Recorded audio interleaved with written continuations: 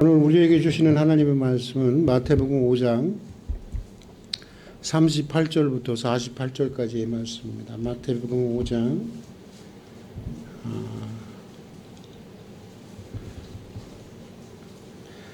38절부터 48절까지의 말씀. 우리 함께 읽도록 하겠습니다. 38절부터 또 7페이지에 있죠. 신약성경 7페이지 같이 읽겠습니다. 또 눈은 눈으로 이는 이로 갚으라 하였다는 것을 너희가 들었으나 나는 너희에게 이르노니 악한 자를 대적하지 말라. 누구든지 네 오른뺨을 치거든 왼뺨을 돌려대며 또 너를 고발하여 속옷을 가지고자 하는 자에게 겉옷까지도 가지게 하며 또 누구든지 너로 억지로 우리를 가게 하거든 그 사람과 심리를 동행하고 내게 구하는 자에게 주며 내게 구고자 하는 자에게 거절하지 말라. 또 내 이웃을 사랑하고 내 원수를 미워하라는 것을 너희가 들었으나 나는 너희에게 이르노니 너희 원수를 사랑하며 너희를 박해하는 자를 위하여 기도하라. 이같이 한즉 하늘에 계신 너희 아버지의 아들이 되리니 이는 하나님이 그 해를 악인과 선인에게 비추시며 비를 의로운 자와 불의한 자에게 내려주심이라. 너희가 너희를 사랑하는 자를 사랑하면 무슨 상이 있으리요? 세리도 이같이 아니하느냐? 또 너희가 너희 형제에게만 무난하면 남보다 더하는 것이 무엇이냐? 이방인들도 이같이 아니하느냐? 그러므로 하늘에 계신 너희 아버지의 온전하신 같이 너희도 온전하라. 아멘. 우리가 평화에 이르는 길은 바로 이런 길이라는 것을 오늘 이 말씀을 통해서 보여주고 있습니다. 오늘 이 밤도 주를 찾아온 여러분들에게 정말 주님의 평화가 함께 하실 줄로 믿습니다. 여러분, 사실 평화는 인간의 가장 오래된 염원이었고 또 가장 절실한 갈망의 대상이었습니다. 언제나 우리는 평화를 소망해 왔고 지금도 간절히 평화를 희망하며 살아가고 있습니다. 저는 나이가 먹어가면 갈수록 좀 이렇게 평화가 마음에 가득 차면 참 좋겠다 하는 그런 마음으로 그게 더 간절해지는 것 같습니다. 그런데 이상한 것은 우리가 그렇게 오랫동안 또 그렇게 간절히 소원해 왔지만 이 평화에 이르는 길은 아직도 요혼하고 아직도 멀리 있는 것만 같다는 것입니다. 마치 평화가 인류에게 있어서 숨겨져 있는 것 같은 그런 느낌이 들기도 합니다. 도대체 무엇이 부족해서 우리는 우리가 가진 이 고도의 지식과 또 지식을 가지고도 또 우리의 간절한 희망에도 불구하고 지상의 평화는 아직도 멀리 있고 희미하게만 보이는 것일까? 여러분, 그 이유가 어디에 있을까요? 저는 그런 생각이 들더라고요. 그것은 본질적으로 우리 안에 있는데, 우리 모두 안에 있는데, 우리 안에 있는 남의 것을 빼앗아서라도 가지고 싶은 탐욕과 탐심과 또 그에 대항한 복수심 때문이 아닐까. 이런 생각이 들었습니다. 오늘은 우리는 어떻게 우리 안에 있는 이런 탐심과 탐욕과 이 복수심으로 벗어나서 우리가 염원하는 그런 주님의 평화에 이를 수 있는가에 대한 것들을 함께 알아보고자 합니다. 첫 번째 하나님의 답은 탈리온 법이었습니다. 여러분, 탈리온 법이라는 거 들어보신 적이 있습니까? 이 탈리온 법이었습니다. 라틴어로 렉스 탈리오니스라고 하는데 이것은 가해자에게 피해자와 동일한 형벌을 주는 것입니다. 출애굽기 21장 12절에서 얘기하는 눈에는 눈, 이에는 이라고 하는 것이 대표적인 그런 그 탈리온 법이었습니다. 그러니까 무슨 뜻이에요? 당한 만큼만 되갚아 주라. 당한 만큼만 되돌려 주라라고 하는 것입니다. 이 법은 사실 사적인 보복을 막고 지나친 이 복수, 과도한 복수를 금하면서, 여러분, 사실 사람은 한 대 맞으면 몇 대 때리고 싶어요? 100대를 때리고 싶죠. 10대가 아니라 더 많이 때리고 싶죠. 사실 이게 과도한 이 복수를 금하면서 가해자에게 탐심에 대한 어떤 강력한 경고를 가해자에게도 주기 위한 그런 하나님의 법이었습니다. 따라서 구약의 탄리언법은 복수를 위한 법이기보다 우리는 탄리언법을 눈에는 눈, 이에는 이를 갖다가 복수를 위한 법이라고 생각하는데 그것은 복수를 위한 법이기보다는 복수를 넘어서 그 시대의 사람들에게 많이 정말 이해력이 부족한 사람들에게 하나님의 자비와 정의와 평화를 드러내는 하나님의 사랑의 계시였고 사랑의 법이었다고 하는 것입니다. 그런데 세월이 흐르면서 이 법은 꼭 복수를 하고 꼭 보상을 받아내야 하는 것이 정당하다는 법으로 오해되기 시작을 했습니다. 그리고 사적인 보복들이 횡행하게 되고 사적인 보복이 횡행하게 되니까 뭐가 되겠어요? 또 과도한 보복이 내가 한 대 맞으면 아예 가서 싹 죽여. 그런 보복이 횡행하게 되었습니다. 왜 그랬을까요? 사실 그만큼 타락한 우리 인간 안에는 복수에 대한 강렬한 욕망이 있기 때문에 여러분 솔직히 말해서 여러분에게 이런 마음이 없습니까? 인간의 복수심에 대한 이런 이야기가 있습니다. 하루는 같은 업종의 사업을 하면서 원수지간으로 지내는 두 사람 중 하나에게 천사가 찾아왔습니다. 천사는 그에게 이렇게 말했습니다. 당신이 누군가를 축복하게 되면 당신에게 2배의 축복을 줄 것이요. 당신이 누군가를 저주하게 되면 당신은 2배의 저주를 받게 될 것입니다. 당신은 어떤 것을 원하십니까? 라고 어떻게 하시겠습니까? 라고 묻자 이 사람은 어떻게 대답을 했을까요? 이렇게 대답을 했다고 합니다. 나와 원수지간처럼 지내는 그 사람의 한쪽 눈을 없애 주십시오. 여러분 어떻습니까? 한쪽 눈이 없어지면 자신은 어떻게 되는 거예요? 양쪽 눈이 없어진다는 사실을 뻔히 알면서도 한쪽 눈을 없애달라고 하는 것입니다. 미련한 사람입니다. 어리석은 사람입니다. 그러나 여러분 솔직히 어떻습니까? 정직하게 어떻습니까? 이게 나 아닙니까? 이게 우리 아닙니까? 이게 인간 아닙니까? 인간에게 용서라고 하는 것은 참으로 매우 힘든 과제인 것입니다. 인간은 말이에요. 솔직히 말해서 내 인생이 더 파괴되더라도 아니 그냥 파멸에 이를지라도 복수하고 싶은 것이 인간인 것입니다. 그러므로 우리는 피해자에게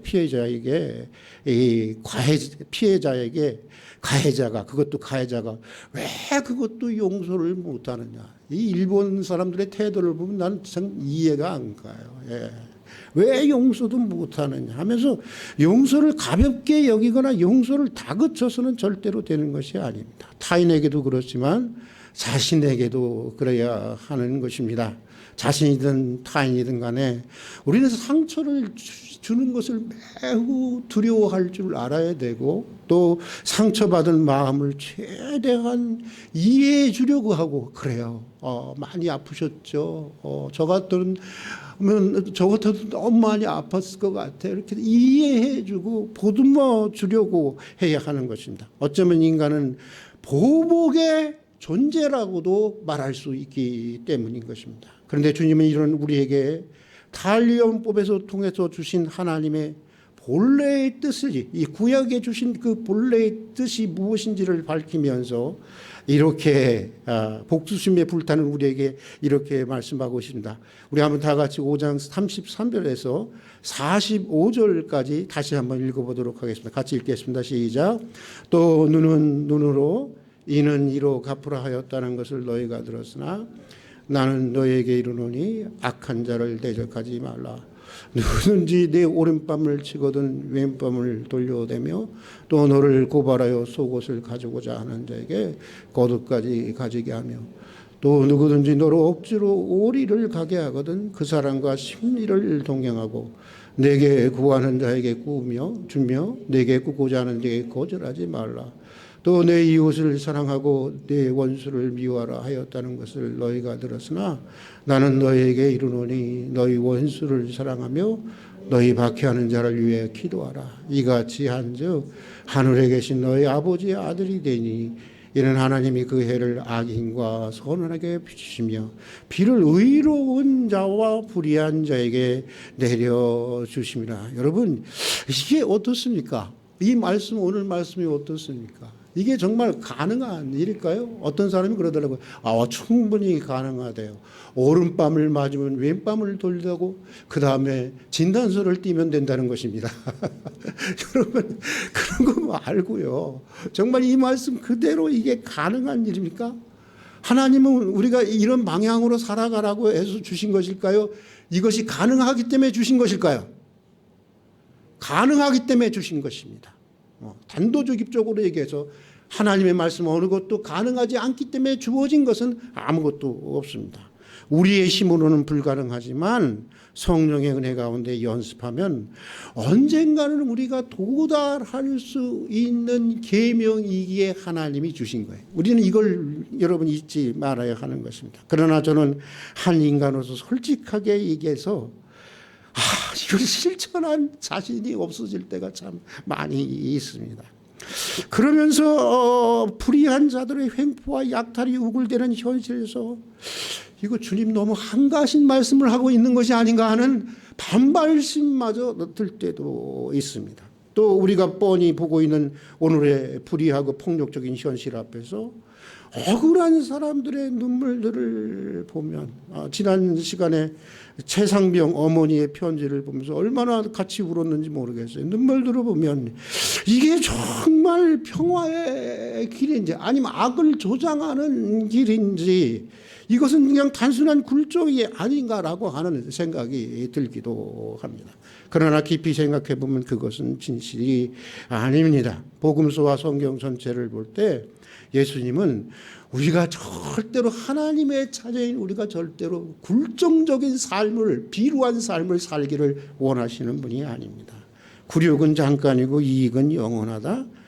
요즘 애들로 시쳇말로 하면 쪽팔림은 잠깐이고 이익은 영원하다 하면서 압도적인 힘의 우월을 가지고 있는 악한 자에게도 엎쭉 엎드려 악에 침묵하고 그 악에 동참하는 자들에게 남는 것은 하나님이 살아계신 한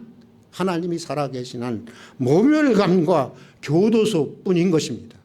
여러분, 특별히 수많은 국민들과 국가의 큰 불행을 가져온 부패한 권력에 대해서는 때때로 국민들 전체가 일어나서 휘몰아치며 저항해야 할 때도 있는 것입니다. 우리 역사 속에 4.19가 그랬고 80년 60 항쟁이 그랬습니다. 여러분, 저는 정말 여러분들에게 부탁합니다. 절대로 나쁘다고 하는 것을 뻔히 알면서 내 편이라고 해서 봐주면 안 되는 것입니다. 이거 정말 그래야 되는 것입니다.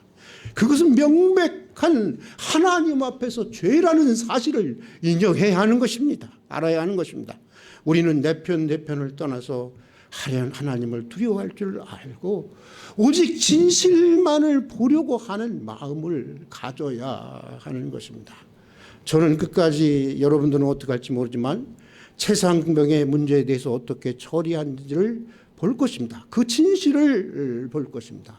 그처럼 야권에게 똑같이 돈봉투 사건이 제대로 처리되는지 아닌지를 볼 것입니다. 그냥 국회의원이라 그냥 넘어가지는 않겠는가 꼭 볼 것입니다. 김건희 씨의 조사도 볼 것이고 이재명 씨의 재판 과정도 똑똑히 지켜볼 것입니다. 그것이 우리를 이 땅의 시민이 되게 하신 하나님의 사명 중 하나라고 하는 사실을 우리는 잊어서는 안 되는 것입니다. 여러분, 종교개혁자들은 혁명을 인정했을까요? 안 했을까요? 종교개혁자들은 혁명을 인정했을까요? 안 했을까요? 국민들의 저항을 인정했을까요? 안 했을까요? 했습니다. 그런데 이상하게 세상이 이상하게 돌아가서 그렇지 그분들은 했습니다. 그래서 영국에서는 여러분 유명한 혁명이 있었죠. 무슨 혁명이죠?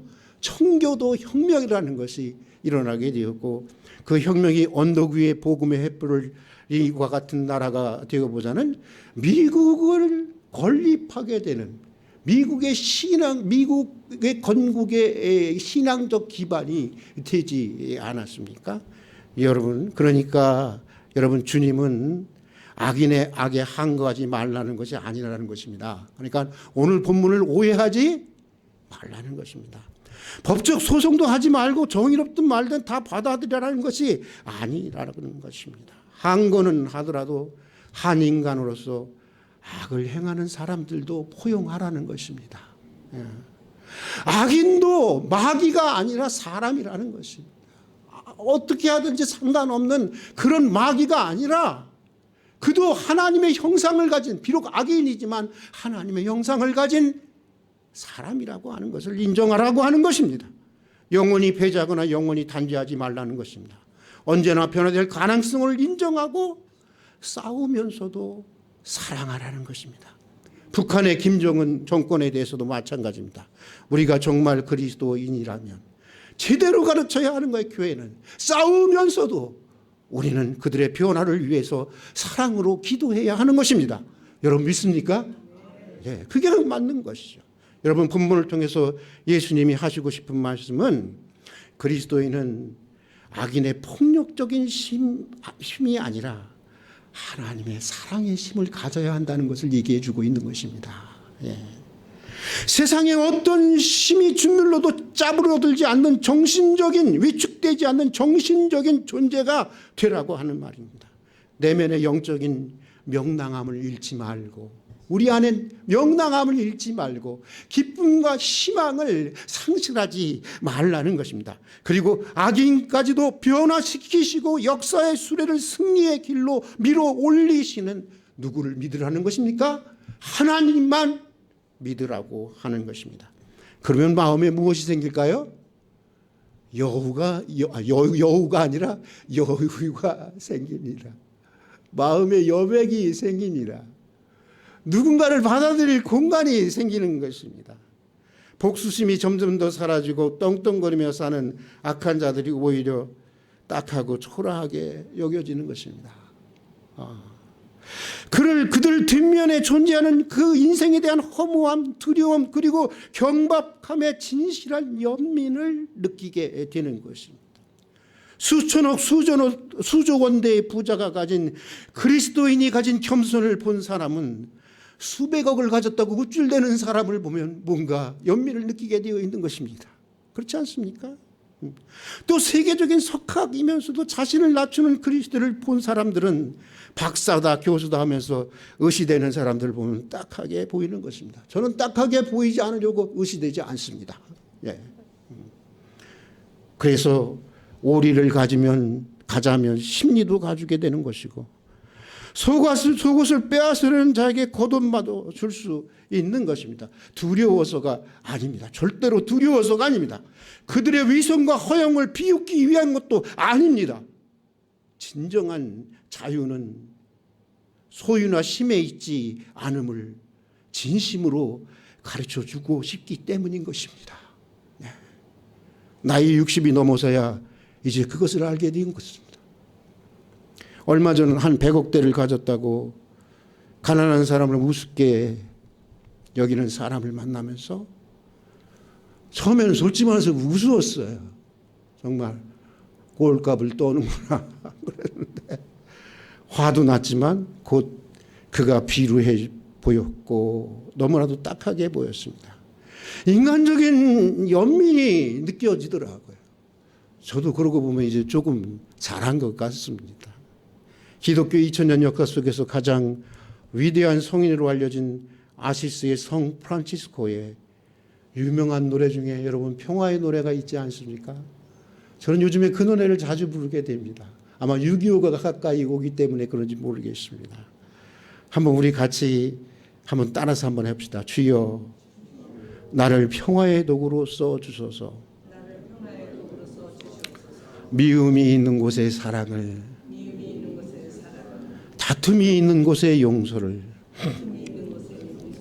분열이 있는 곳에 일치를, 의혹이 있는 곳에 믿음을, 오류가 있는 곳에 진리를, 절망이 있는 곳에 희망을,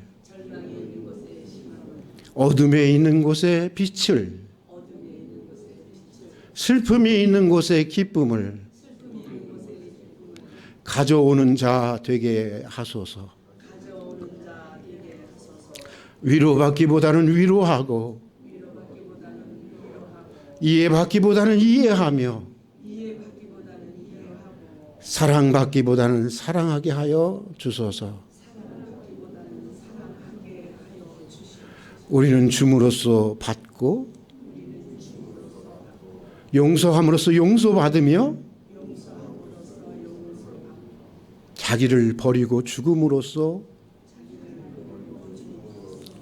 영생을 얻기 때문입니다. 주여 나를 평화의 도구로 써 주소서. 주여 나를 평화의 도구로 써 주시옵소서. 여러분 아멘이십니까? 아멘. 여러분 언제 읽고 들어보아도 마음이 씻기고 깊은 감동이 있는 노래입니다.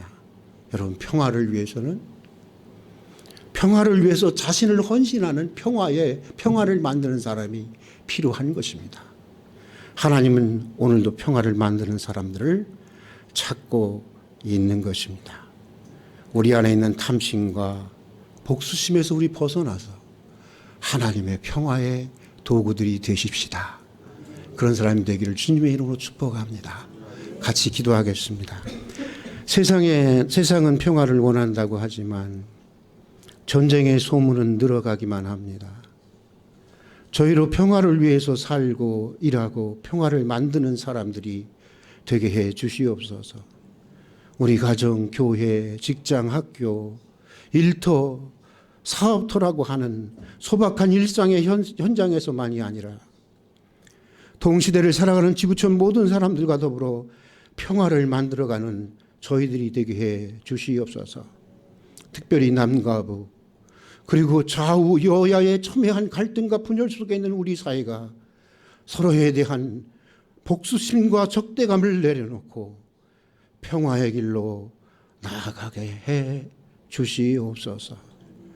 내 편이라고 눈을 감지 않게 해 주시고 오직 진실만을 바라보게 해 주시옵소서. 예수님 이름으로 기도드립니다. 아멘.